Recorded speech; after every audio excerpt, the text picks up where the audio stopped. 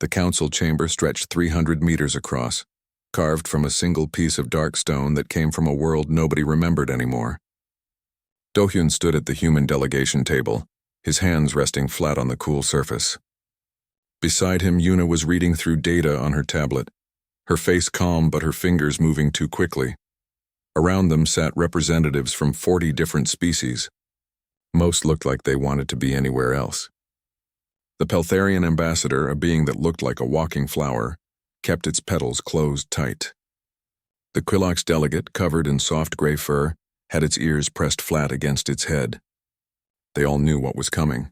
The Vraxians entered last. They always did. They were 8 feet tall, covered in scales that shifted between dark green and black. Their eyes were yellow with vertical slits. When they moved, everyone else went quiet. Their leader, War Commander Thex, wore armor that had scorch marks from 100 battles. Behind him walked 4 other Vraxians, each one carrying weapons that could cut through steel. Thex stepped to the center of the chamber. He did not bow. He did not greet anyone. He simply began speaking. The Vraxian Empire has expanded for 300 cycles, Thex said. His voice was deep and rough, like rocks grinding together. We have brought 47 systems under our protection. We have ended wars. We have created order.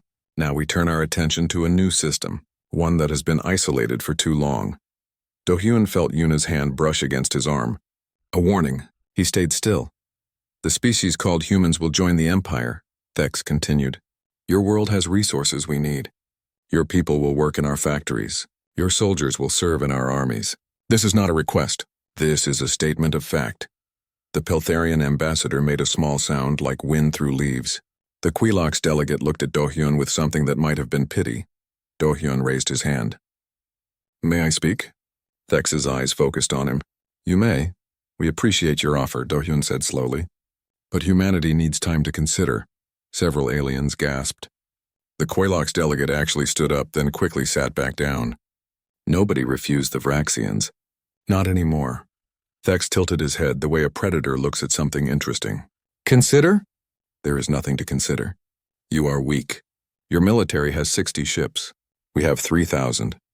Your population is 11 billion. We control 200 billion subjects.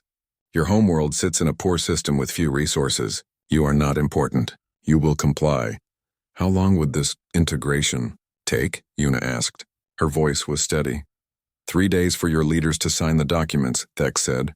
30 days to begin transferring assets. 5 years to complete full integration. These numbers are generous. Most species require only compliance, not discussion. Do-hyun nodded slowly. We would need 30 days to prepare our response. To speak with our government. To organize our people. Thex's mouth opened, showing rows of sharp teeth. It might have been a smile. 30 days. Then we come to your system. If your ships fire on us, we will destroy them. If your people resist, we will harvest your cities. If you comply, only 10% of your population will be relocated. This is mercy. We understand, Do-hyun said. The meeting ended. The Vraxians left first, their footsteps heavy on the stone floor. When they were gone, the other delegates started talking at once. The Quilox ambassador came to the human table. Please, it said quietly. Don't resist. The Vraxians have never lost a war, never. They destroyed the Kelthros armada in 6 hours. They burned the hive worlds in 3 days. They are unstoppable. What makes them so effective? Yuna asked. They are perfect warriors, the Quilox said. Faster than us. Stronger than us. They strike without warning and show no mercy. Every species that fought them is gone. Dead or enslaved. You cannot win. After the Quilox left, other ambassadors came with similar messages. Give up, surrender, save your people. It's already over. When they were finally alone, Yuna turned to Do-hyun. Did you see the historical files I sent you? I did. The Vraxians have been conquering for 300 years, she said. But I went through every battle record they have. Public ones anyway. Do you know what I found? Tell me. They win every fight in less than a week. Usually in a day. Sometimes in hours. Yuna pulled up a hologram from her tablet. It showed battle data, casualty reports, tactical maps. They're ambush predators. They hit hard, hit fast, and overwhelm their enemies. But look at these numbers. After 4 hours of fighting, their effectiveness drops by 40%. After 8 hours by 60%. Do-hyun studied the data. They have poor endurance. Exactly. They're sprinters, not marathon runners. And look at this. She changed the image. Every species they fought met them head-on. Traditional fleet battles. Direct combat. Nobody ever made them chase. Nobody ever bled them slowly. Because everybody was too scared, Do-hyun said. Or too honorable. The Kelthris Armada fought with honor and lost in 6 hours. The Hive worlds defended their planets directly and burned in 3 days. Yuna closed the hologram. But humans?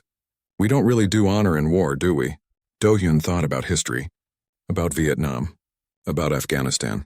About every time a smaller force had defeated a stronger one by simply refusing to fight fair. No, he said. We don't. They left the council chamber and walked through the station's corridors. Other species moved out of their way. Some looked sympathetic. Others looked relieved that it was humans and not them. At the human ship, Do-hyun stopped and looked back at the station. Somewhere in there, the Vraxians were celebrating another easy victory. They thought humanity would be like the others, weak, scared, reasonable. Send a message to Earth, Do-hyun said. Tell them we have 30 days. Tell them to prepare everything. Everything, Yuna asked. Everything we've ever learned about war. Every dirty trick. Every illegal weapon we promised never to use. Every tactic that made us ashamed of ourselves. He looked at Yuna. The Vraxians think they're apex predators. They think they've seen the worst the galaxy has to offer. And they haven't? Do-hyun smiled, but it was not a happy smile. They've conquered 47 systems of herbivores and peaceful species. They've never met predators who hunt other predators. They've never met humans. The ship doors closed behind them. In 30 days, the Vraxians would come. They would expect surrender. They would expect fear. They would expect an easy victory. They would be wrong. Commander Jinho looked at the holographic display floating above the conference table. It showed the solar system with Earth at the center and ships scattered throughout. 60 ships. That was humanity's entire defensive fleet, against 3,000 Vraxian warships. It's not enough, said General Nari. She was a small woman with gray hair and scars on her hands. She had fought in 3 wars before aliens ever showed up. Even if every shot hits, even if we destroy 10 of their ships for every one of ours, we lose. That's why we won't fight them ship to ship, Jinho said. He changed the display. Now it showed Earth's moon, Mars, and the asteroid belt. We're not going to meet them in space. We're going to make them come find us. Around the table sat 15 people. Military commanders, scientists, engineers, politicians. They had been working for 20 days straight. They had 10 days left, Somin stood up. She was young, barely 30, but she had designed half of humanity's weapon systems. I've been studying the Vraxian biology files that Ambassador Do-hyun sent us. They're fascinating, and full of weaknesses. She pulled up an image of a Vraxian body. They're built for power and speed. Their muscles can generate 3 times the force of a human. They can run at 40 miles per hour for about 10 minutes. Their scales can stop most small arms fire. They heal quickly from injuries. So they're better than us, someone said. In a short fight, yes. In a long fight? Somin smiled. They're worse than us at everything that matters. Look at their respiratory system. They process oxygen at a very high rate. They need to breathe deeply every 30 seconds during combat. Cut off their air and they pass out in less than a minute. She changed the image. Their metabolism is incredible. They burn energy like a furnace, but that means they need to eat constantly. A Vraxian warrior needs to consume 6,000 calories a day. If they're fighting, they need 10,000. They can't go more than 8 hours without food before their combat effectiveness drops. We can outlast them, Nari said slowly. We can, Somin agreed. But there's more. They're cold-blooded. Not completely, but their body temperature regulation is poor. Too hot and they overheat. Too cold and they slow down. They evolved on a planet with a stable climate. They've never had to adapt to extremes. Jinho leaned forward. What about diseases? That's the interesting part, Somin said. The Vraxians have conquered 47 systems, but every single one of those systems had carbon-based life similar to their own. They've never encountered Earth's biosphere. Our bacteria, our viruses, they've never been exposed to any of it. We could make them sick, someone said. We could kill them, Somin corrected. Not all of them, but enough. I've been working with a team of biologists. We've developed 3 different pathogens. None of them are lethal. That would be too quick. Instead, they cause exhaustion, fever, and disorientation. turn their own metabolism against them. The room was quiet for a moment. Then Nari spoke. That's a war crime. Using biological weapons. Against humans, yes, Soman said. But these aren't humans, and they're coming to enslave or kill 11 billion people. I'm not interested in fighting fair.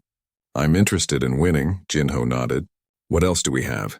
For the next hour, they went through humanity's arsenal. Missiles that could track ships through hyperspace.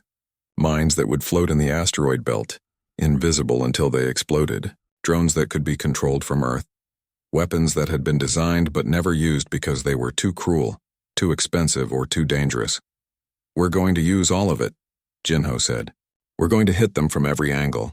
We're going to make them think they're fighting ghosts. And we're never ever going to give them a fair fight. Lieutenant Taiyang spoke up.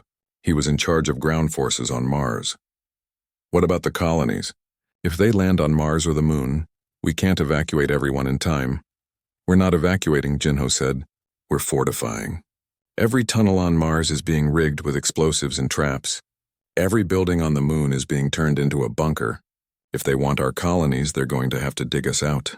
That will mean casualties, Taiyang said quietly. Yes, Jinho agreed. Heavy casualties. This isn't going to be clean. It isn't going to be honorable. People are going to die. A lot of people. But if we surrender, everyone dies or becomes a slave. If we fight, at least we have a chance. The meeting continued. They discussed tactics that hadn't been used in centuries.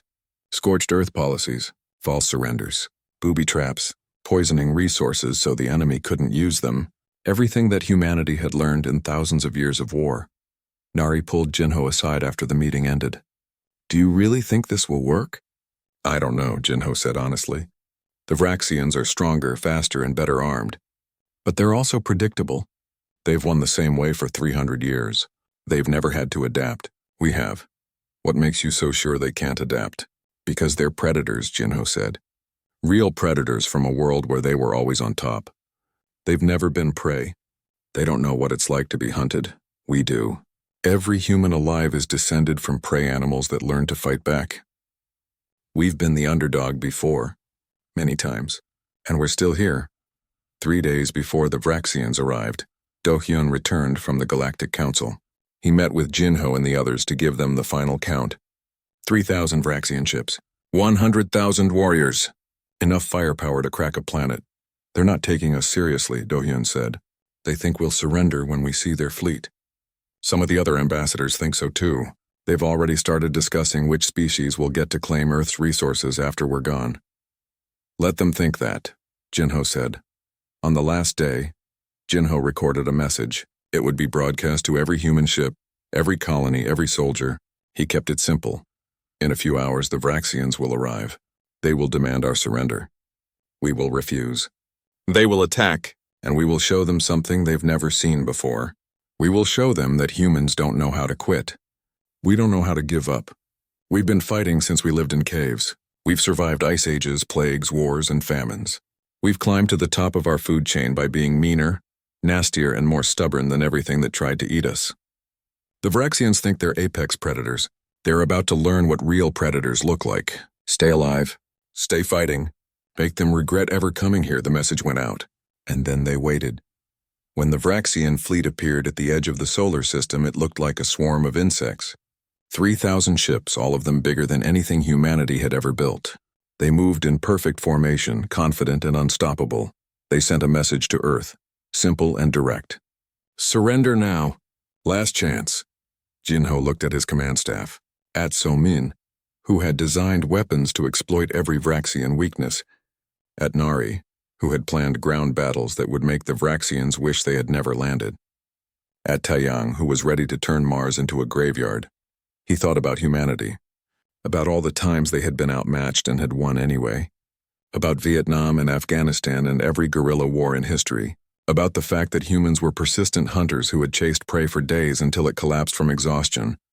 He sent back one word. No. The Vraxian fleet moved toward Earth like a hammer falling. War Commander Thex watched from his command ship as the human vessels scattered. 60 small ships against 3,000. It would be over in minutes. They're running, his tactical officer said. All human ships are retreating toward the outer planets. Thex made a rumbling sound deep in his throat. Satisfaction. Follow them. Destroy any that resist. Send landing forces to their moon and the Red Planet. We will secure their colonies first, then deal with their homeworld. It seemed simple. It always was. Pilot Hyunwoo sat in the cockpit of his fighter, watching the Vraxian fleet approach Mars. His hands were steady on the controls, but his heart was beating fast. Behind him, 50 other fighters waited. They were hiding in the shadow of Phobos, Mars's tiny moon. Their power signatures were off. They were invisible. Wait for it, his squadron leader said over the comm. Let them get close. 10 Vraxian dropships descended toward Mars. They were massive things, each carrying 100 warriors. They headed for the main colony, expecting to find scared civilians. They found empty buildings instead. Now, the squadron leader said. Hyunwoo's fighter roared to life. 50 ships appeared from behind Phobos and dove toward the dropships. They didn't try to fight fair. They fired missiles and immediately banked away. The Vraxians returned fire, but the human fighters were already gone. 3 dropships exploded. The others deployed their warriors early, dropping them from 1,000 feet up. The Vraxians could survive the fall. They were built tough, but they landed right where Lieutenant Taeyang wanted them. Taeyang watched from inside the colony's tunnel system. Through cameras, he saw the Vraxians land in the colony square. 100 warriors in dark armor carrying plasma rifles and energy blades. They looked around, scanning for enemies. Taeyang pressed a button. The entire square exploded. Not from bombs. From the ground itself. Humans had spent weeks digging tunnels under every major area, filling them with mining explosives. When they detonated, the ground simply disappeared. 50 Vraxians fell into the tunnels. The others scattered, looking for cover. That's when Taeyang's soldiers opened fire from the buildings. They didn't try to kill the Vraxians. That would take too much ammunition. Instead, they shot at their legs, their breathing vents, anywhere that would slow them down. A Vraxian warrior could shrug off bullets. But when 3 soldiers fired at the same target, when they aimed for weak points, when they used armor-piercing rounds designed by Somin's team, the Vraxians fell. The battle lasted 6 minutes. Then Taeyang's forces retreated into the tunnels, sealing doors behind them. The Vraxians tried to follow, but the tunnels were trapped. Explosives, poisoned air, sections that collapsed at the touch of a button. The Vraxians lost another 20 warriors in the tunnels before they retreated to the surface. On Mars's surface, the Vraxian commander tried to regroup. He had started with 100 warriors. He now had 30, and he didn't control anything except the ground he was standing on. He called for more ships. In orbit above Earth's moon, Commander Yoonji watched the Vraxian fleet split up. 15 ships were heading toward her station. She smiled. Everything was going according to plan. Cut all power except life support, she ordered. Make it look like we're dead in space. Her station went dark. On Vraxian scanners, it would look like a derelict. Maybe they had damaged it with a long-range shot. Maybe it had malfunctioned. Either way, it looked helpless. The Vraxian ships approached slowly. They were cautious. That was smart, but it wouldn't save them. When the first Vraxian ship came within 100 meters, Yoonji gave the order. Now! The station exploded, not by accident. The entire outer hull was packed with explosives and shrapnel. It had been designed to do this. A one-time weapon. A trap. The explosion tore through 3 Vraxian ships immediately. Shrapnel damaged 5 more.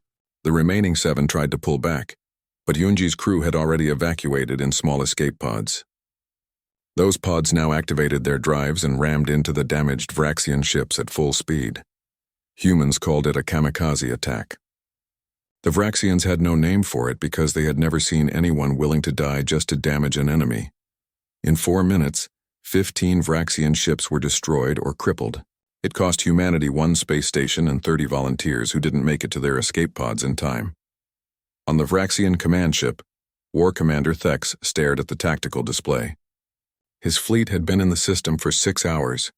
He had lost 43 ships and over 500 warriors. And he controlled nothing. No colonies. No resources. Not even a single building. What are these humans? His tactical officer asked. Thex had no answer. Every species he had ever conquered fought with honor. They met him in open battle. They defended their worlds. They acted predictably. Humans didn't fight. They ambushed. They ran away. They used traps and tricks. They blew up their own stations just to kill his ships. They acted like prey animals, but they bit like predators. Send more forces to the Red Planet, Thex ordered. We will secure it completely. The order went out. 50 more dropships descended toward Mars, this time with fighter escorts, this time with ships providing orbital support. The Vraxians would not be tricked again. They landed outside the colony, away from obvious traps. They advanced slowly, carefully. They scanned every building. They checked every tunnel entrance. They found nothing. The colony appeared abandoned. Then the bombardment started. Hidden artillery, buried under the Martian soil, opened fire. Not at the Vraxian warriors, at the ground around them. The shells kicked up massive clouds of dust, Mars dust, fine particles that got into everything, including Vraxian breathing vents. The warriors started coughing. Their systems weren't designed for this. Back on their homeworld, the air was clean. Here, every breath brought more dust into their lungs. Some warriors collapsed within minutes. Others fell back, trying to find clean air. The dust cloud followed them, kicked up by their own movements. Then the real attack began. Humans emerged from tunnels the Vraxians hadn't found. They weren't carrying rifles. They were carrying flamethrowers. Vraxians were tough, but they were still cold-blooded. The heat overwhelmed them. They slowed down, some passed out, and the humans just kept coming, using weapons that should have been outlawed, fighting in ways that broke every rule of honorable combat. Taeyang led one squad through the chaos. They weren't trying to kill all the Vraxians, just enough, just to make them bleed, to make them tired, to make them afraid. A Vraxian warrior charged at him, 8 feet tall, covered in armor, moving like a freight train. Taeyang dove to the side and threw a grenade, not an explosive one, a biological one. The grenade released Somin's pathogen, a cloud of invisible death. The Vraxian didn't notice at first. It kept fighting, killed 2 human soldiers, wounded 3 more. Then it started to slow down. Its movements became sluggish. Its breathing became labored. It fell to its knees, confused. The pathogen wasn't killing it. It was just making it very, very tired. All across Mars, the same thing was happening. Vraxian warriors finding themselves unable to continue, their own metabolism betraying them, their strength becoming a weakness. By hour 8, the Vraxians had deployed over 1,000 warriors to Mars. They controlled the main landing zone. Nothing else. They were surrounded by an enemy they couldn't see, fighting a war they didn't understand. Thex received the reports. 40% combat inefficiency, 200 warriors dead, 300 too sick or exhausted to fight, and the humans just kept attacking. Little strikes.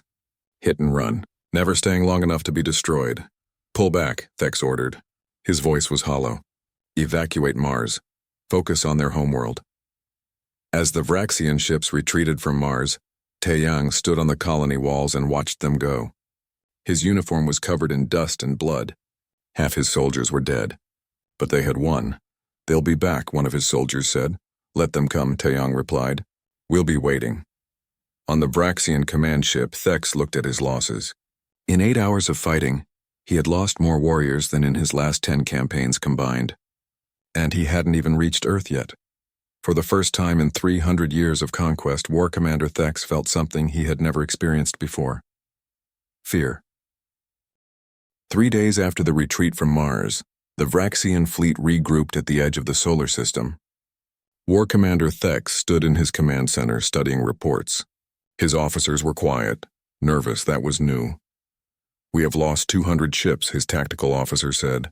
The humans use weapons we have never seen. Suicide attacks, biological agents, traps everywhere. Our warriors report fighting enemies who refuse to stand and fight. Thex's claws scraped against the metal console. They are prey acting like predators. They will break. All prey breaks eventually. We move on their homeworld. All ships. All warriors. We will crush them in one assault.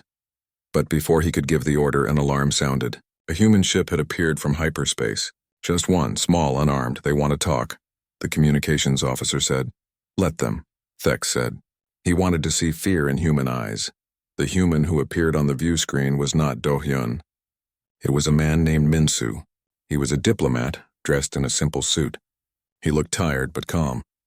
War Commander Thex, Minsu said. I bring a message from humanity. Surrender? Thex asked. No, a warning. Minsu pulled up a hologram. It showed the Galactic Council chamber. "We have been broadcasting footage of your invasion. Every ambush, every trap, every warrior you've lost. The entire galaxy is watching. They're watching the invincible Vraxian struggle against a species with 60 ships." Thex's eyes narrowed. "You think shame will stop us?" "No, but I think your empire might." Minsu changed the image. It now showed 3 different star systems. "These are your conquered worlds. The Peltharians, the Quailocs, the Hive Remnants. Intelligence Officer Hana intercepted your communications. They're asking questions. If humans can resist you, why can't they? If you can bleed, maybe you're not invincible." "They would not dare rebel," Thex said, but his voice was uncertain. "They already are. The Quailocs have stopped sending resources. The Peltharians are hiding their ships. The Hive Remnants are moving their populations underground." Minsu leaned forward. "Your empire is 300 years old. It's built on fear. But fear only works when everyone believes you're unstoppable. We're proving you can be stopped." Thex cut the transmission. He ordered his fleet to advance immediately. They would take Earth. They would crush the humans. They would restore fear. The Vraxian fleet moved toward Earth like a wave of metal and death. 2,800 ships. 90,000 warriors. Everything the Empire had in this sector. On Earth, Commander Jinho watched them come. This is it. They're going all in. Around him, the command center was busy. Screens showed defensive positions all over the planet. Weapons charging. Soldiers in position. Cities evacuating to underground bunkers. "How long do we have?" General Nari asked.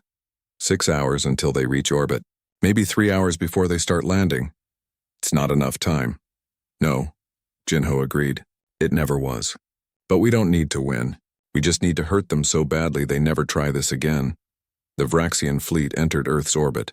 They expected resistance. They got none. No ships rose to meet them. No weapons fired from the surface. The planet looked defenseless. Thex was suspicious. "This is a trap." "We have scanned the entire planet," his tactical officer said. "There are minimal military forces on the surface. Most have retreated underground. The cities are empty. Then we take those cities," Thex decided. "All of them. Land everywhere at once. They cannot trap what they cannot predict." 1,000 dropships launched. They descended toward every major city on Earth. New York, London, Tokyo, Moscow, Mumbai, Lagos. They spread out, thinking humans couldn't defend everywhere at once. They were right. Humans couldn't defend everywhere. So they didn't try. Specialist Kang Ho led a team of 20 soldiers. They weren't defending Seoul. They were inside the Vraxian command ship. They had used captured Vraxian technology to hide themselves in a cargo container. When the Vraxians loaded supplies for the invasion, Kang Ho's team came with them. They had been hiding in the ship's cargo bay for 2 days. "Move," Kang Ho whispered. His team spread through the ship. They didn't attack anyone. They weren't here to fight. They were here to sabotage. They planted devices on the power core, on the communications array, on the hyperspace drive, small bombs with timers. A Vraxian guard spotted them. Kang Ho shot it with a silenced weapon. Another guard came. Kang Ho's team took it down too. They moved quickly, professionally. When they were done, they made their way to escape pods. "Charges set," Kang Ho reported to Jinho. 10 minutes. "Get out," Jinho said. Kang Ho and his team launched their escape pods. The Vraxian ship didn't notice. It was too focused on the invasion below. 10 minutes later, the Vraxian command ship's power core exploded. The ship didn't fully destroy, but its communications went dark. Its weapons offline. Its hyperspace drive dead. War Commander Thex survived the explosion, but he was cut off from his fleet, unable to give orders, trapped in a crippled ship. Below, on Earth, the Vraxian warriors landed. They found empty cities, abandoned buildings, silent streets. They advanced cautiously, expecting traps. They were right to expect them, but not the kind they thought. In every city, humans had prepared the same surprise. Not explosives, not weapons, something worse. They had poisoned everything. The water, the food, the air in enclosed spaces. Not with quick-acting poisons. With summons biological agents, Vraxian warriors entered buildings looking for enemies. They breathed the air, touched the walls, drank from water sources. Within hours, they started getting sick. Fever, exhaustion, confusion. In Tokyo, A Vraxian strike force of 300 warriors secured the city center in 2 hours. By hour 4, only 50 were still combat effective. The rest were too sick to fight. In New York, Vraxians tried to set up a command post. The building they chose had been rigged with ventilation systems that pumped out pathogens. They didn't notice until it was too late. In Moscow, humans used the cold against them. They set fires far from the city, drawing Vraxians away from heated areas. In the frozen streets, the cold-blooded warriors slowed to a crawl. But the Vraxians were not stupid. They adapted. They started wearing sealed suits. They stopped eating or drinking anything they found. They bombed buildings before entering them, and they started winning, slowly, painfully, but winning. That's when the humans changed tactics again. They stopped hiding. They attacked directly, not in fair fights, but in ambushes, in hit-and-run strikes, in ways that made the Vraxians waste ammunition and energy chasing ghosts. By day 2 of the ground invasion, Thex finally regained communication with his fleet. What he heard made his blood run cold. "Sir, the Quillock system has gone dark. They've cut all communication with the Empire. The Peltharian homeworld reports riots. They're demanding independence. The Hive remnants have destroyed our garrison on their world. 800 warriors dead." Thex stared at the reports. While his fleet was stuck at Earth, his empire was falling apart. Species that had been enslaved for decades were suddenly fighting back. And they were winning because the Vraxian military was here. Stuck, bleeding, unable to leave because abandoning the invasion would show even more weakness. "Pull back all forces from Earth's surface," Thex ordered. "Prepare orbital bombardment. We will burn their cities from space. That will kill billions," his tactical officer said quietly. "Then they will serve as an example," Thex said, but his voice shook because he knew what would happen next. If he committed genocide, every species in the galaxy would unite against the Vraxians. The Empire would face 100 rebellions at once. But if he retreated, he would look weak. Defeated by a species with inferior technology and numbers, he had no good choices left. On Earth, in an underground bunker, Jinho watched the Vraxian forces pull back to their ships. "They're regrouping, probably going to start bombing us from orbit." "So we lost," someone said. "No," Jinho said. "We won. Look at the reports. Their empire is collapsing. Every species they ever conquered is fighting back. Even if they destroy Earth, they've lost everything else." He pressed a button. It broadcast a message to every human on the planet. "If they start bombing us from orbit, we go to the last protocol. We rig everything to explode. Our nuclear plants, our weapons stockpiles, our entire infrastructure. If we can't have Earth, no one can. Make them understand. Killing us will cost them everything they came here for." It was a bluff, mostly. But the Vraxians didn't know that. And for the first time in 300 years of conquest, they hesitated. 3 months had passed since the Vraxian fleet arrived at Earth. They were still in orbit, but they weren't fighting anymore. They were negotiating. The Galactic Council chamber was full. Every species in the galaxy had sent representatives. They all wanted to see this. The mighty Vraxians sitting across from humans discussing peace terms. Ambassador Dohyun sat at the human table. Beside him was Yuna, who had spent the last months organizing humanitarian aid for species liberated from Vraxian control. Across from them sat War Commander Thex. He looked older, tired. His armor had scorch marks that hadn't been repaired. The Peltharian ambassador spoke first. "We call this council to establish a new order. The Vraxian Empire's conquest is over. 47 systems have declared independence. Most have succeeded. The question now is what happens next." Thex's claws scraped the table. "The Empire still stands. We still have the largest fleet in the galaxy." You could what?" Dohyun interrupted. His voice was calm but hard. "Reconquer 47 systems while your warriors are sick and tired. Fight rebellions on 100 worlds. You lost 30% of your military fighting Earth alone. How much more can you afford to lose?" The council chamber was silent. "The Vraxian Empire," Dohyun continued, "was built on a simple idea. You were the apex predators, the strongest, the fastest, the most dangerous species in the galaxy. And for 300 years everyone believed it." He stood up. "But we didn't. We looked at your biology and saw weaknesses. We studied your tactics and found patterns. We learned that being the biggest predator doesn't mean anything if your prey refuses to be easy. Yuna pulled up holograms. They showed the 3 months of war. Every battle, every ambush, every time the Vraxians had lost.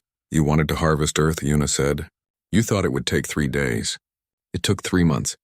You're still here, still negotiating, still trying to figure out how to leave without looking defeated. We are not defeated, Thex said, but his voice lacked conviction. No, Dohyun agreed. You're not. You could still bomb Earth from orbit. You could still kill billions of us. But then what? You'd have a dead planet with no resources. You'd have proven that you're willing to commit genocide. Every species in the galaxy would unite against you. Your empire would collapse within a year. He leaned forward. Or you could accept peace. Recognize the independence of the 47 systems. Pull back your forces. Disarm your occupation armies. Pay reparations for 300 years of conquest. In exchange, humanity doesn't chase your fleet back to your homeworld. We don't arm your former subjects with the weapons we used against you. We don't teach them how to fight like we do. Thex was quiet for a long moment. You would let us live? After everything? We're not interested in genocide, Dohyun said. We're interested in peace, but it has to be real peace. No more conquest. No more slavery. No more building empires on fear. The Quilox ambassador stood. My people support this. We want peace, but we also want guarantees. How do we know the Vraxians won't simply rebuild and attack again in 50 years? That's why we're proposing the Coalition of Free Worlds, Yuna said. She pulled up a new hologram. It showed a network of systems all connected. Every species that wants to join can. No rulers, no empire. Just cooperation. And mutual defense. If anyone attacks one member, they attack all members. And humans would be part of this coalition? The Peltharian asked. Yes, Dohyun said. Not as leaders, as equals. We'll share our technology, our tactics, our knowledge. In exchange, we ask that other species do the same. Together, we're stronger than any empire. The council discussed for hours. Some species were afraid of humans now. They had seen what humans were capable of. The tricks. The weapons. The absolute refusal to surrender even when losing. But others saw opportunity. Freedom from the Vraxians. Safety in numbers. A chance to live without fear. In the end, the vote was unanimous. The Vraxian Empire would disarm. The conquered systems would be free. The Coalition of Free Worlds would form with humans as one of its founding members. Thex signed the documents with shaking claws. His empire was over. 300 years of conquest, ended by a species that refused to fight fair. After the council adjourned, Dohyun found Thex in one of the station's observation decks. The Vraxian was staring at the stars. Why? Thex asked without turning around. Why fight so hard? You could have surrendered, saved millions of lives, and become slaves. Dohyun shook his head. That's not how humans work. We've been conquered before, enslaved, oppressed. We always fight back, always. It's not smart. It's not efficient. But it's who we are. We could have destroyed you, Thex said. Maybe, Dohyun admitted. Probably. But we would have made you regret it. Every day, every hour, every minute. You would have spent the rest of your existence looking over your shoulder, wondering when humans would figure out how to hit back. We're very good at holding grudges. Thex made a sound that might have been a laugh. Your species is insane. No, we're just persistent. You're apex predators from a world where you were always on top. We're persistence hunters from a world that tried to kill us every day. You evolved to be strong. We evolved to be stubborn. I have fought for 60 years, Thex said quietly. I have conquered 20 systems personally. I never lost, not once, until I met humans. You didn't really lose, Dohyun said. Your empire lost, but you're still alive. Your species survives. That's more than most conquerors get at the end. On Earth, reconstruction had begun. Cities were being rebuilt. Soldiers were coming home. The sick and wounded were being treated. The death toll was high. 3 million dead, 15 million wounded. But Earth was still human. Still free? Commander Jinho stood in his office watching the news. The Vraxian fleet was leaving orbit. Slowly, carefully, like they expected an ambush even now. General Nari entered. It's really over? For now, Jinho said. But they'll remember this. Everyone will. Is that good or bad? Both, Jinho said. Good because no one will try to conquer us again. Bad because now everyone knows what we're capable of. what we're willing to do. Officer Jisoo, who had just graduated from the academy, spoke up. Sir, are we really going to help other species? Share our weapons and tactics? We have to, Jinho said. If we don't, someone else will become the next Vraxians. Someone will decide they're strong enough to conquer everyone else. The only way to prevent that is to make sure everyone can defend themselves. So we're training the galaxy to fight like us? Yes, Jinho said. Because fighting like us means you never give up.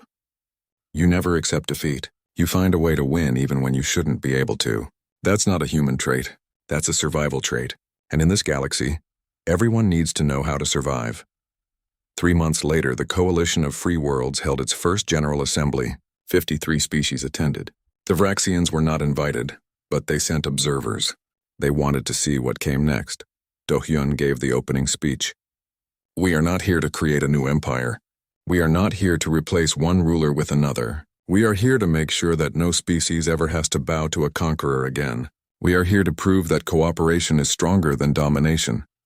He paused, looking at all the different species. So many shapes, so many colors, so many ways of thinking and being. Humans have a saying, Do-hyun continued. The nail that sticks up gets hammered down. For a long time we tried to fit in, to not cause problems, to be like everyone else. But when the Vraxians came, we realized something. Sometimes you need to stick up. Sometimes you need to fight. Not because you want to, but because no one else will. We're not special, Yuna added, standing beside him. We're not the strongest or the smartest. We're just the ones who were too stubborn to quit.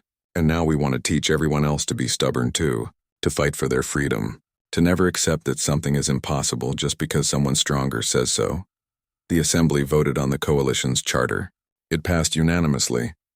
As the meeting ended, the Vraxian observer approached Do-hyun. It was not Thex. It was a younger Vraxian, one who had fought on Earth. We will remember this, the Vraxian said. What your species did. What you taught the galaxy. Good, Do-hyun said. Remember it. Tell your children. Tell your grandchildren. Tell them about the species that was supposed to be weak. That had 60 ships against 3,000. That should have lost in 3 days but fought for 3 months. Tell them that being the apex predator means nothing if your prey learns to bite back. The Vraxian nodded and left. Yuna stood beside Do-hyun, watching the delegates mingle. Do you think it will last? This coalition? I don't know, Do-hyun said honestly. Maybe we'll fight each other someday. Maybe the Vraxians will try to rise again. Maybe some other species will decide they want to conquer the galaxy. But now everyone knows it's possible to resist. That empires can fall. That underdogs can win. He smiled. We didn't just free 47 systems. We freed the idea that you can fight back. That's harder to kill than any empire. Back on Earth, life went on. Cities rebuilt. Farms replanted. Children went to school and learned about the war. About sacrifice. About refusing to surrender even when everything looked hopeless. And in orbit, human ships patrolled the solar system. Not many, just enough. A reminder that Earth was defended,